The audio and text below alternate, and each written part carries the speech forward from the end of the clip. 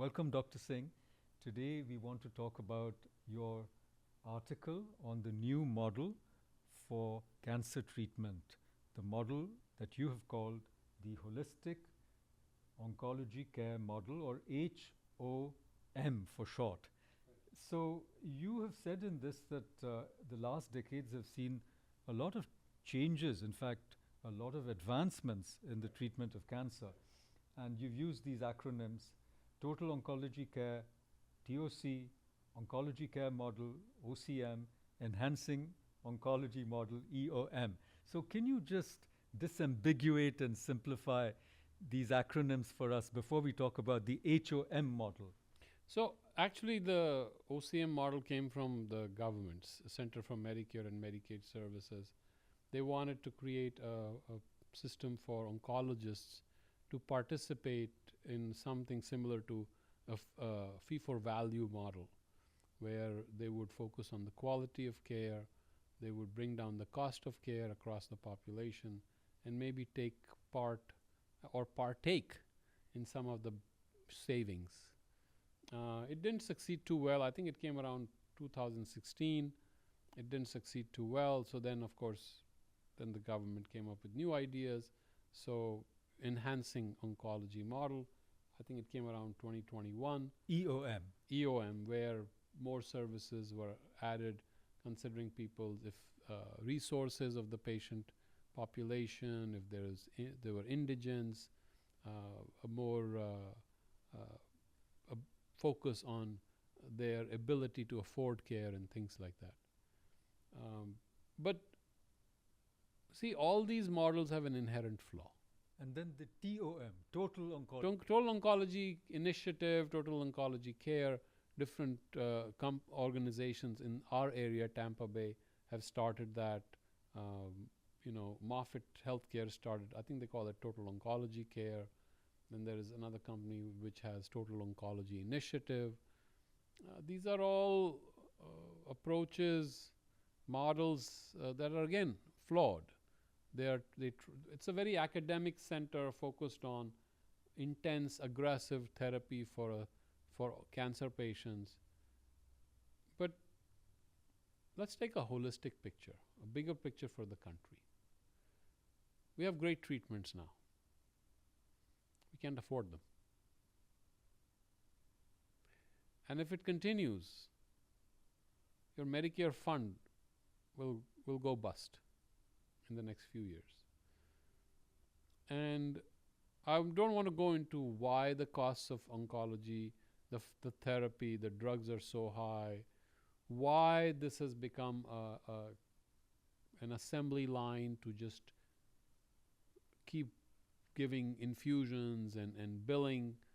Because oncology, the big centers are very high, have a very high overhead. When you have such huge overheads, and it's a very resource-intensive model.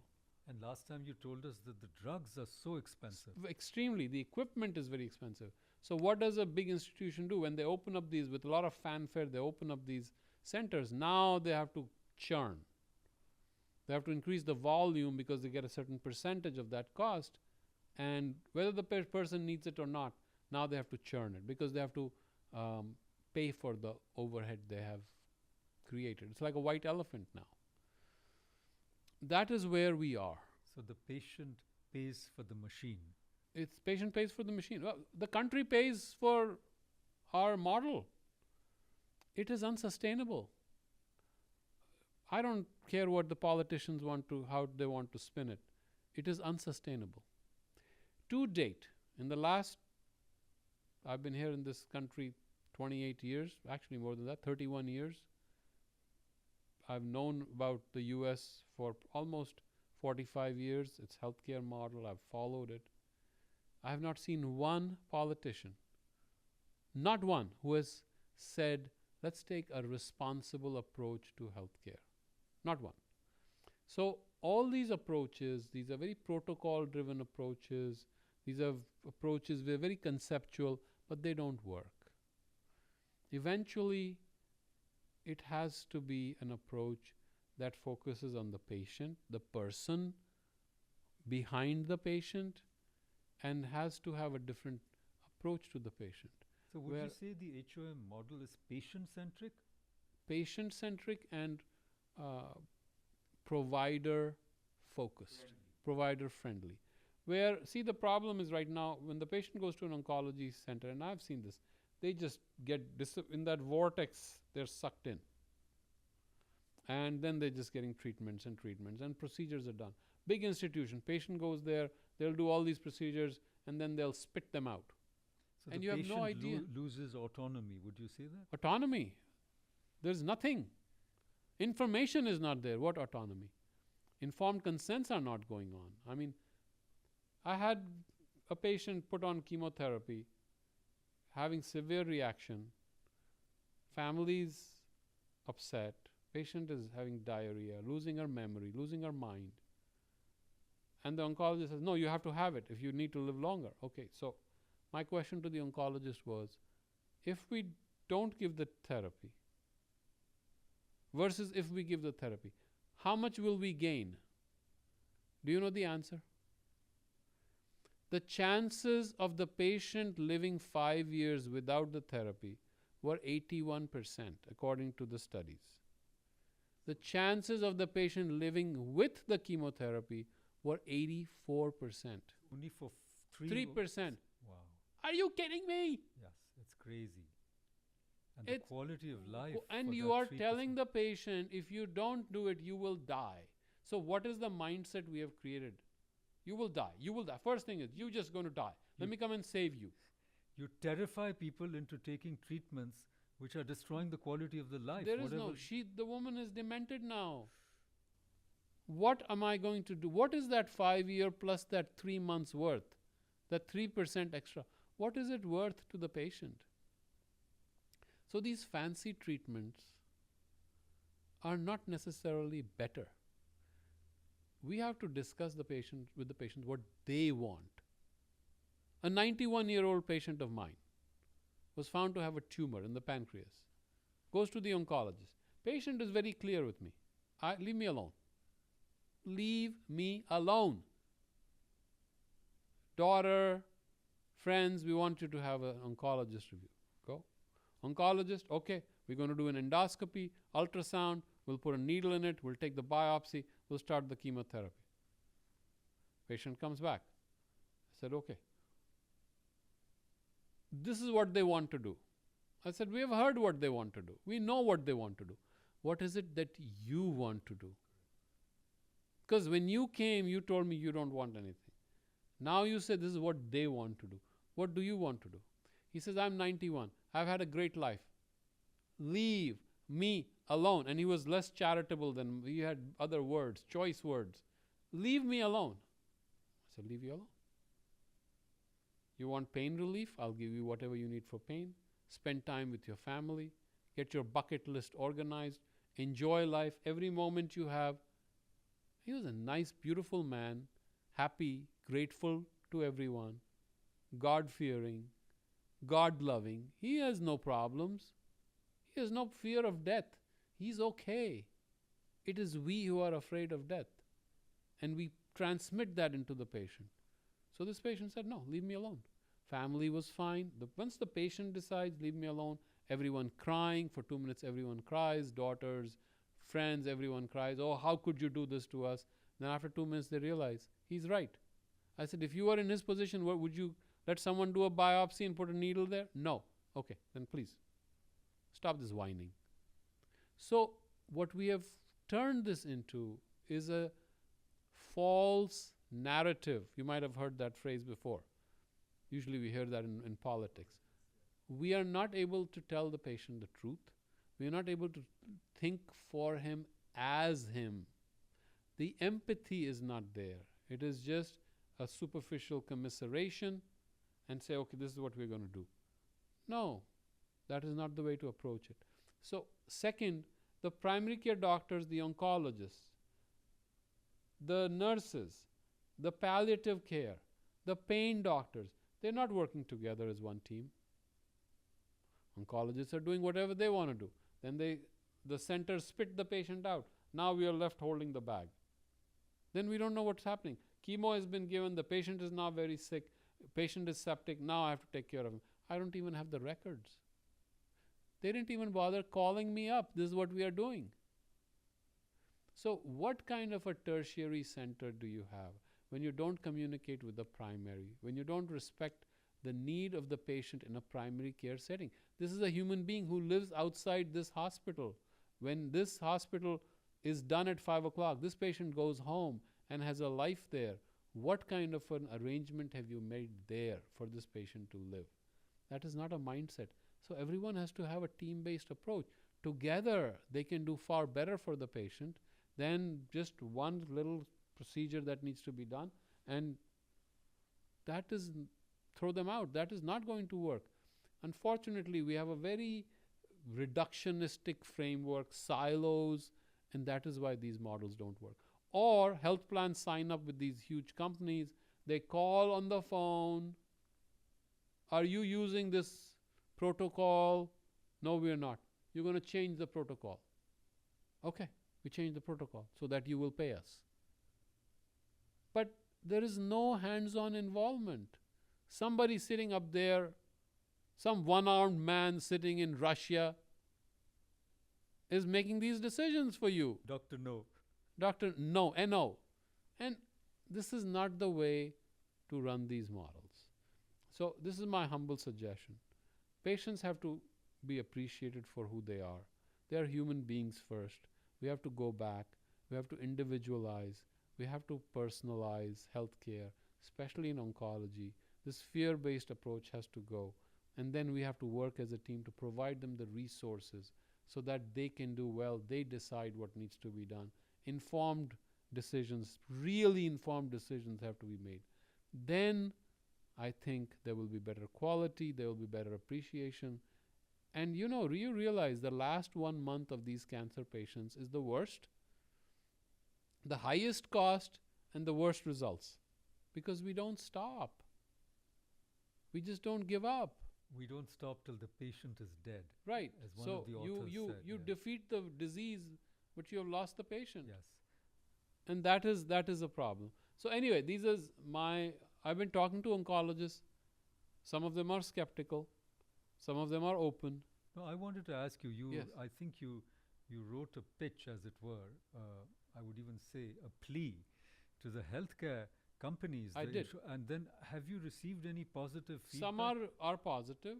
They're all positive, but they all like the concept, but to make that decision is a big step for them. But we have already tried to start it in our own humble way. Insurance companies, suppose they say you tell them or your patient tells them, we are following the HOM model. They said, fine, go ahead. Has anybody come to that? Yeah. So what was this HOM model when the patient came and said, leave me alone? Leave you alone. Absolutely. Whatever you say. That is because I have a relationship with him for 25 years. Exactly. But if he had to get some treatment for which he needed money or reimbursement Yeah, but from treatment, they're not denying it. Okay, but you It's just not said like that protocol. Oh, you're doing the HOM protocol? That won't work. It's not. I don't have a protocol. I follow the standard of care. Not you. I'm saying, suppose the insurance company calls the provider. If the insurance company says, I want you to change this drug, but then you're going back to the old approach. Okay. If that's what the patient wants, they have it. But if you give the patients the choice, then let them decide. Give them the information, then let them decide. I have a patient with stage 4 cancer of the bladder. They want to take the bladder out. Now, what will be the quality of the woman when they take the bladder out? She says, no, I'm not going to let you touch me. Give me other alternatives. No one wants to discuss the alternatives. So then someone has to talk to them about alternatives. She's driving all the way to Miami to get some, treatments with complementary medicine and other kinds of treatment, because no one here would talk to the person. No one here respects the person enough to say, yes, you have a choice. What is it that you want? What would you like? The specialist overruling the patient over and over again. That's the unfortunate. It is more a kind of a mindset overruling human beings. So, Dr. Singh, let me ask you this, that you've obviously done so much thinking, on this, and you've dealt with so many patients, especially in the last stages, as you said. Do you think that your own facilities like ACTC and Joe, are moving or inching gradually to accepting this model? I think there is more openness to it once I explain to them that just giving infusion, heavy cost, high duty drugs to patients is not the way to go. And let's do the best thing for the patient. Let's pick the best treatment and with the least complications. And don't put patients on chemo just because you have to. You, the doctor, has to, or you, the institution, has to. So I think that kind of a thought process where really shared savings can be done, where everyone shares in the savings, the whole community, the whole country. That should be the approach. But at least we have started in our own humble way, and you've seen Welcome Home. So I don't know of any place better in healing than Welcome Home, our wellness center. And then you work with the latest technology plus humanity. That has to be there. That is probably what I would like. It's that synthesis Right. that's going to make the big difference. And I do hope that we can also keep a record of the successes of this model so that other people may be encouraged to try to replicate them. The case histories and the patient testimonials, how they feel when they've taken this choice after thinking through it, and if their lives have improved, if the quality of their lives, if we can record this, I think that it'll encourage others as well to join in this movement to provide, the HOM model when someone is confronted with very difficult choices after being diagnosed for cancer. I want to just end by asking you one last question. There's a lot of new literature on cancer, how to deal with it. Many doctors, have turned into authors. I have two examples in mind: Dr. Atul Gawande, and then more recently Dr. Siddharth Mukherjee, who's written a book called The Emperor of Maladies. Now, I wanted to ask you, one of the questions that keeps coming up is cancer one disease, and that's why this mindset has now sort of entrenched itself in our way of thinking? Or is it actually different diseases with some common elements? Because the moment you disambiguate it and see it in a different way than just one thing, then even the treatments are going to be very different. It's a very complex question. We can say that eventually it's all genetics, shift in the genetic functioning. But then there is epigenetics, other factors above the genes that influence the behavior of the cancer. But then there is immunity, your own body's ability to handle the changes, the abnormal cells in your body. So it cannot be just that cell that is abnormal. It is how the biosphere around it, the ecosystem, how it handles the abnormality. Is it overwhelmed by it, or is it able to absorb it, overcome it? Or even in really in ecologic terms, absorb it, right? And take it as a part of its own growth and homeostasis, as they call it. So, although most oncologists probably would like to say it's all oncology, cancer, oncogenes, proto-oncogenes, these cancer cells develop because the gene changes. Well, why did the gene change? Why did the cell become abnormal? Something triggered it. Was it some radiation? Was it some chemical? Was it a virus? Was it a vaccine? Was it stress? Was it something that all these issues, complex, controversial issues that have come up? And then how is the body, one body has cancer and absorbs it, those cancer cells are taken, and the other body is overwhelmed by cancer. So a lot more has to be said. I don't want to give you a clear answer. I would say it's a spectrum. And if we realize, if we take it as a spectrum, then we are empowering ourselves and empowering our ability to handle it. That genetic abnormality that has happened, is our system healthy enough to take it on? Thank you, Dr. Singh. I learned a lot from this conversation. I think the holistic care model for oncology has the potential to unleash our own healing power within ourselves by empowering us. And I hope that this model gets more attention and more people follow it. And to our viewers, I want to say that if you found this video helpful, uplifting, please like and share it. Thank you, Dr. Singh.